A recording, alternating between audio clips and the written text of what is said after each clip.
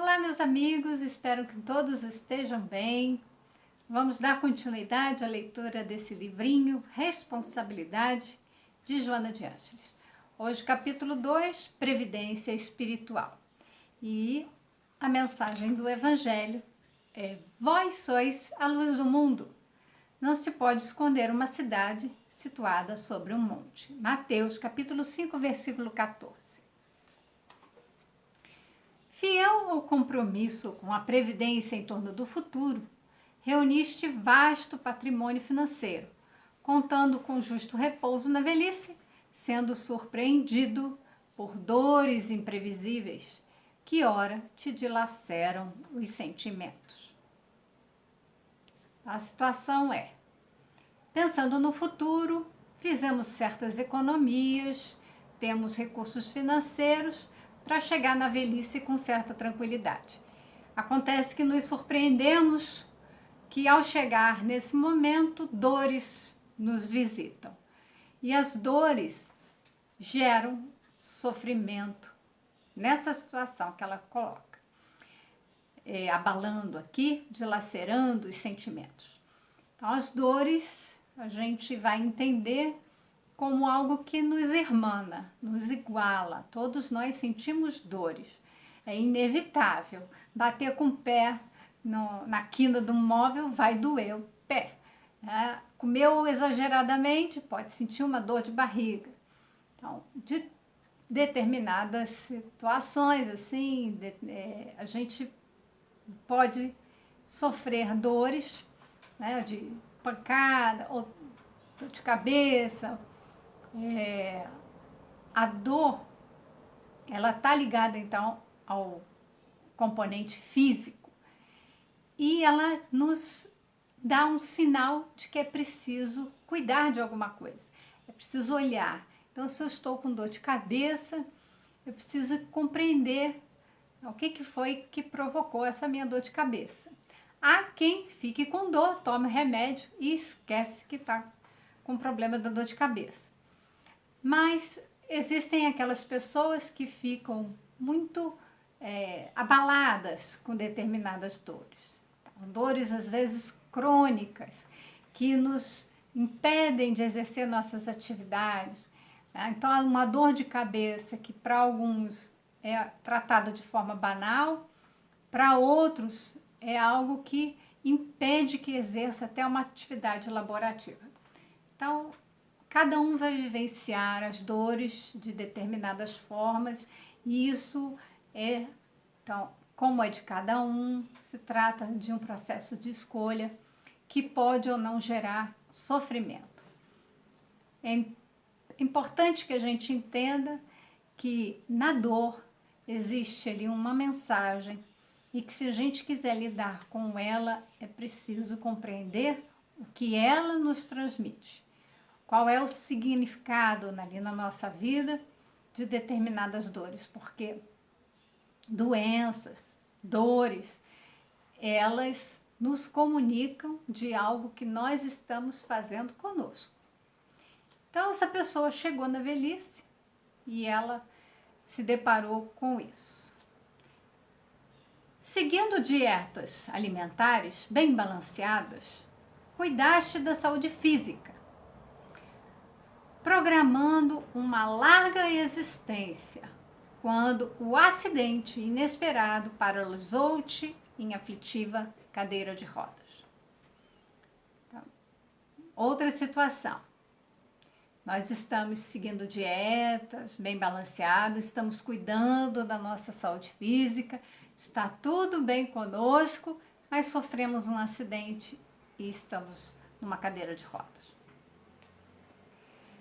Dilatando músculos e facilitando a irrigação do sangue, praticaste esportes como dedicado ginasta, sem contar com a ruptura da medula após o salto acrobático na piscina fatídica.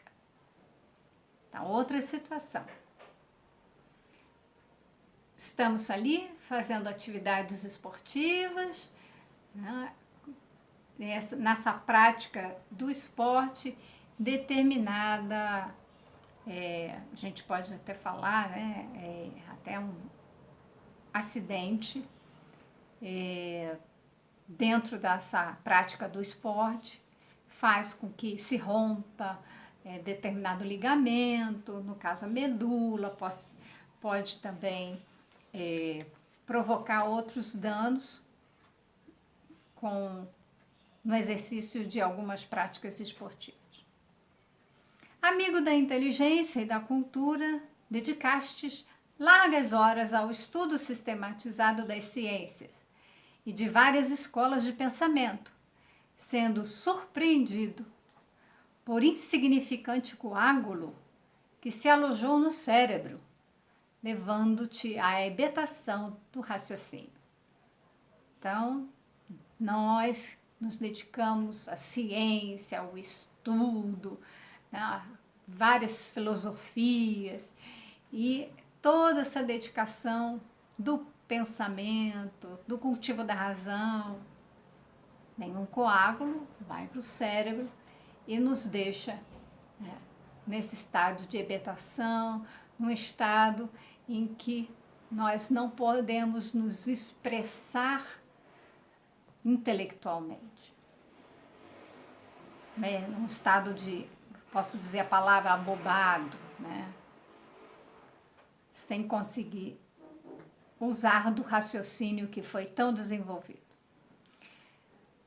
Crente nos valores sociais, cuidastes de granjear a posição de relevo na comunidade, envolvendo-te em compromissos vários, sem esperar os dissabores morais que desabaram sobre teu lar como chuva de granizo ardente.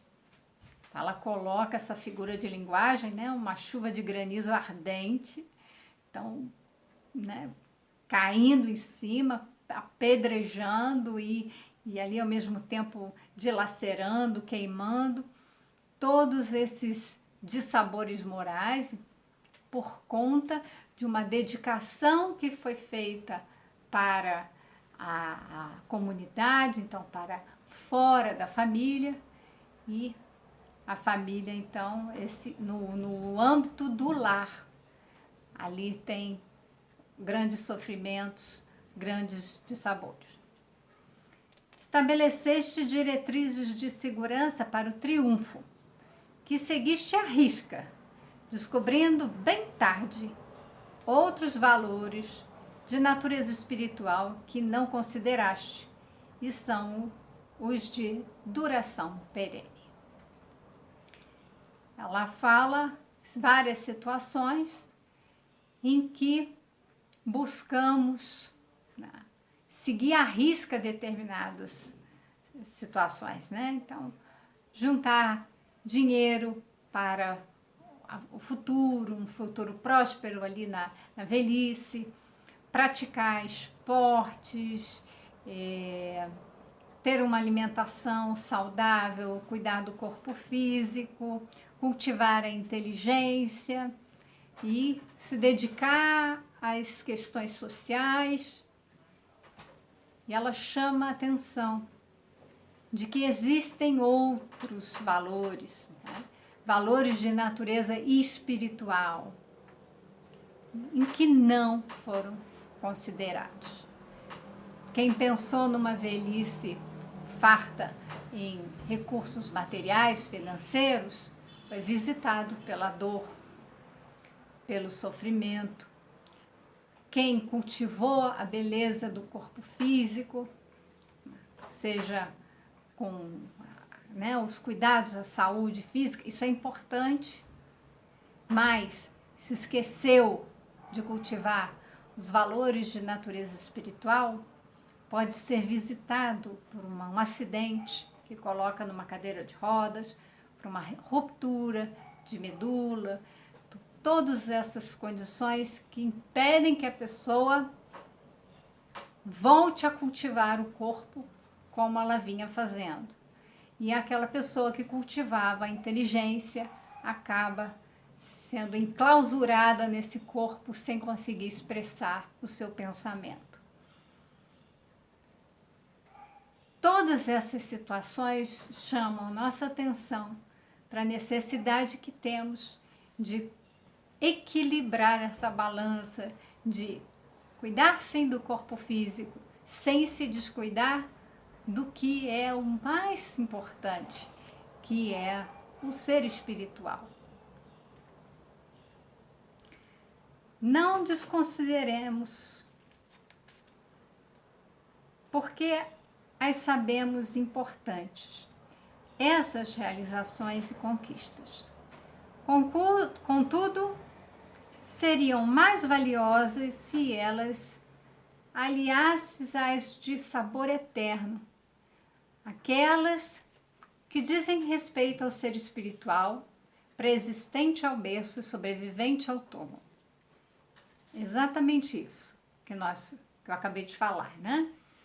Não é desconsiderar o corpo físico, é aliar os cuidados do corpo físico com com os valores eternos, com o cuidado do ser espiritual, aquele que ela fala já existia antes do berço, antes de encarnar, e vai continuar existindo após a morte do corpo físico. O homem apressado semeia legumes para sua mesa de amanhã. O homem prudente cultiva trigo para o futuro pão. E o homem sábio, porém, adiciona a essas sementeiras a vida em si mesma, a fim de estar sempre em paz. Então, existe aquele homem apressado. O que ela quer dizer com essa pressa? Aquele que só pensa no aqui e agora, nessa vida material. Então, ele quero fazer alguma coisa agora para colher já amanhã, porque eu não sei quanto tempo que eu vou estar aqui. Então, é um pensamento ainda materialista, ainda muito imediatista, de querer recolher das suas obras os frutos, né, os recursos ainda neste momento, nessa vida. Mas o homem prudente, aquele que já planeja, aquele que já tem uma preocupação com a sua vida no futuro, ele vai cultivar algo que pode demorar um pouco mais, que vai dar o seu alimento mais adiante no futuro. Mas o homem sábio, então, já está num grau de entendimento superior, ele vai adicionar. Então, ele vai cuidar do presente, ele vai cuidar deste momento, ele vai pensar também no futuro, de cuidar da sua vida, né, projetando assim, para não lhe faltar o pão, né? Ele vai projetar a sua ação também pensando nos efeitos, nos acontecimentos do futuro. Semear de agora e pensar nessa colheita, né? Mas acrescentando a vida, acrescentando o elemento aí espiritual, acrescentando a dedicação dos valores que vai granjear-lhe a paz. Preserva deste modo o teu futuro socioeconômico, sem descuido. No entanto, da alma que prosseguirá, sejam quais forem as circunstâncias. Então, preserva o teu futuro socioeconômico sem descuido. Mas, né, ela fala que é da alma. Então, você tem que cuidar da alma que prosseguirá. Atende aos deveres para com a saúde física e mental. Entretanto, trabalha as imperfeições morais, libertando-te dos atavismos perniciosos que acompanham o espírito em todas as injunções. Nós vamos cuidar do corpo físico, vamos cuidar da saúde, nós vamos cuidar da alimentação, mas vamos ter que trabalhar ainda mais, com maior zelo, para tratarmos das imperfeições morais, então, da saúde do espírito, da saúde emocional, sentimental, moral do espírito. Se livrando de tudo aquilo que impeça, né? Aquilo que nos deixa preso àquelas condições, né, inferiores que nós ainda carregamos. Sustenta os compromissos humanos com dignidade. Elabora em favor do êxito, sem embargo, dilata a ambição, armazenando títulos de enobrecimento espiritual que seguirão contigo após a fugaz existência corporal. Então, você vai sustentar os seus compromissos humanos com dignidade, nós vamos estar dedicados às questões sociais, dedicado às situações que é do humano, da vida na Terra. Nós precisamos olhar para isso, para esse campo. Mas é preciso também trabalhar para ter sucesso, né, no armazenamento do enobrecimento espiritual. É preciso também se voltar para dentro, não só para fora, para o meio social. É preciso voltar para dentro, armazenar em nós esses valores que vão ser levados conosco. Educa o corpo e disciplina a mente. Precata-te com a poupança e estabelece vínculos de amizade no teu grupo social. A gente já viu. Cuida do seu corpo, faça uma reserva dos seus recursos para você se sustentar aqui na Terra. Cuida do seu grupo social. Reserva-te, porém, um programa de iluminação íntima, meditando e agindo sobre as superiores lições do Evangelho de Jesus, que te proporcionarão a paz em todos os dias de tua vida. Reserva um tempo na sua vida. Pensa bem quanto tempo a gente se dedica à matéria, aos cuidados com o corpo, ao trabalho, né, esse que a gente recebe os recursos financeiros, né, o trabalho, o emprego, para que a gente se sustente fisicamente aqui. Nós precisamos, é certo, não negamos isso, de forma alguma. Estamos aqui na carne, precisamos atender as demandas da carne para a sua sobrevivência, para o seu bem-estar, para a sua saúde. Mas quanto tempo a gente tem dedicado para as meditações das lições do Evangelho? Quanto tempo de nossa vida, e eu vou dizer diária, quanto tempo num dia de 24 horas a gente dedica para pensar nos ensinamentos de Jesus? O vídeo que nós estamos aqui fazendo leva 20 minutos, talvez meia hora. Esses aqui são mais curtinhos, mas será que isso é o suficiente? Quanto tempo de prece nós fazemos?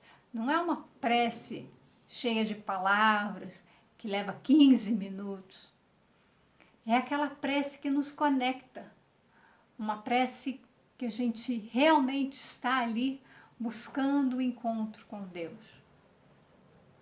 A gente pode fazer uma prece de 1 minuto, mas a conexão se manter ao longo de todo o dia. A gente pode buscar através da música, a gente pode buscar através, né, das nossas reflexões, de olhar a vida com atitude de gratidão. Então, olhar, agradecer. Isso pode se estender as 24 horas do dia, porque também durante o sono a gente se desprende, a gente pode estar trabalhando em algum lugar, auxiliando a nós mesmos no nosso desenvolvimento, mas também ao desenvolvimento, ao bem-estar de outros tantos. É importante considerar que ela fala as lições do Evangelho de Jesus. E ela começa cada capítulo com uma passagem do Evangelho, para a gente fazer essa conexão. Ela trouxe para a nossa reflexão hoje que somos a luz do mundo. Então é preciso ser luz. Nós temos esse potencial. É preciso acender. Então, preciso fazer com que a nossa luz brilhe. Preciso colocar na montanha, porque ali ela vai iluminar a todos. Então, preciso cuidar dessa luz que é íntima, é de cada um. O homem que triunfa no mundo ganha destaques e honrarias, todavia aquele que vence o mundo ganha a vida e dele se liberta. Isso lembra outra passagem do Evangelho, que está em Lucas, que é o homem, quando ele ganha o mundo, ele triunfa no mundo, ele tem destaque e honrarias, Deus o abomina. Porque ele já viveu ali para a terra. Mas aquele que vence o mundo, e Jesus falou que ele venceu o mundo, ele se coloca acima dessas coisas materiais.